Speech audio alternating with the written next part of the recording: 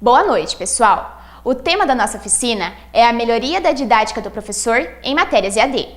A gente sabe que muitos alunos têm dificuldade em aprender à distância e, por isso, precisam de professores qualificados para ensinar nessa modalidade. Da mesma forma que sabemos que existem professores com dificuldades em aplicar um conteúdo de forma mais tranquila, leve e atendendo à didática exigida pela educação à distância. O nosso intuito é mostrar para vocês como o conteúdo EAD pode ser prazeroso tanto para o professor como para o aluno. Para começar, a gente precisa entender um pouco do funcionamento da câmera e outros equipamentos. Não para as próprias aulas, mas sim para conseguir ter uma afinidade e perceber que não são um bicho de 7 cabeças. A câmera, o tripé, os microfones e a iluminação podem ser apresentados agora como um conjunto de peças que não vivem um sem o outro, como um carro, por exemplo, que precisa do funcionamento de uma peça para que a outra funcione e assim por diante. Vou chamar a atenção apenas para o microfone de lapela, porque os demais vamos explicar na oficina. O microfone de lapela é igual a esse aqui e deve ser usado com muito cuidado, porque é muito sensível.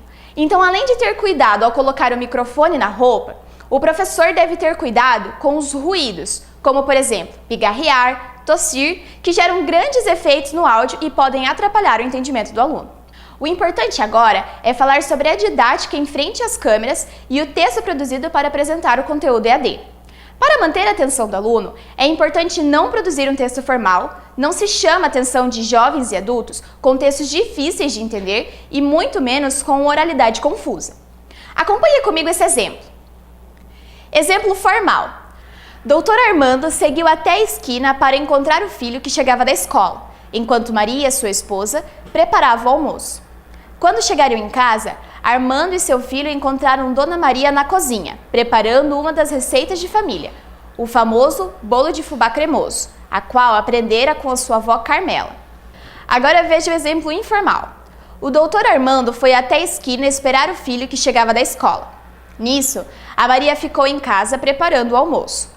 Quando eles chegaram em casa, a Maria estava na cozinha preparando a famosa receita da família, boa pra caramba, o bolo de fubá cremoso. Para deixar o texto mais leve, é importante também usar exemplos do cotidiano. Por exemplo, lembra lá atrás quando eu usei para te explicar que os equipamentos são um conjunto, as peças do carro, que uma não funciona sem a outra? Esse é um exemplo legal de dar, foi um exemplo associativo, que com certeza te fez entender a ideia. Os gatilhos mentais são legais também para que o aluno pense, escute uma palavra e se remeta a outra, como aquelas fórmulas que a gente aprende em física na escola, que a junção de abreviações criam frases aleatórias. O importante nesse caso é só não inventar muita firulinha para não confundir o aluno. A linguagem direta, objetiva e sem muitos rodeios também tem que ser lembrada como fator significativo para esse texto. Em vez de colocar no seu texto milhões de exemplos para ele explicar uma única ideia, por que não utilizar um exemplo simples e fácil de entender, mas do seu cotidiano?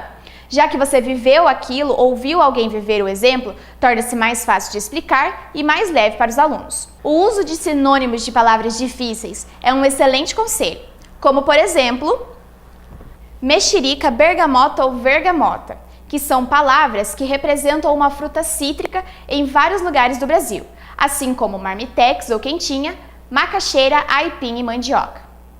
Falando agora um pouco sobre como se portar na frente da câmera e da didática em sala de aula, uma dica importante. Professores, sua didática em sala de aula não é a mesma do EAD e também funciona para o contrário.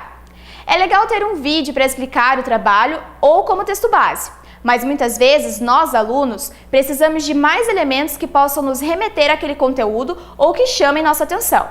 É legal utilizar os recursos que você tem disponível, como o próprio vídeo, slides, gráficos, jogos, redes sociais a seu favor dentro de sala. Já que o contato olho no olho com o aluno não é uma possibilidade dentro do EAD, vamos utilizar das artimanhas que temos para agradar nossos alunos. Da mesma forma que vocês preparam toda uma aula para salas presenciais, na distância também é necessário. Uma ideia legal seria criar uma sala para tirar dúvidas dos alunos e responder com vídeos feitos do celular mesmo. Muitos alunos têm dificuldade em aprender à distância, mas não têm outra alternativa. tornar o ensino desse aluno melhor e mais prazeroso é o que motiva o aluno a sempre seguir em frente. Hoje, a nossa aula fica por aqui. Seguimos com a oficina e tenha uma boa noite.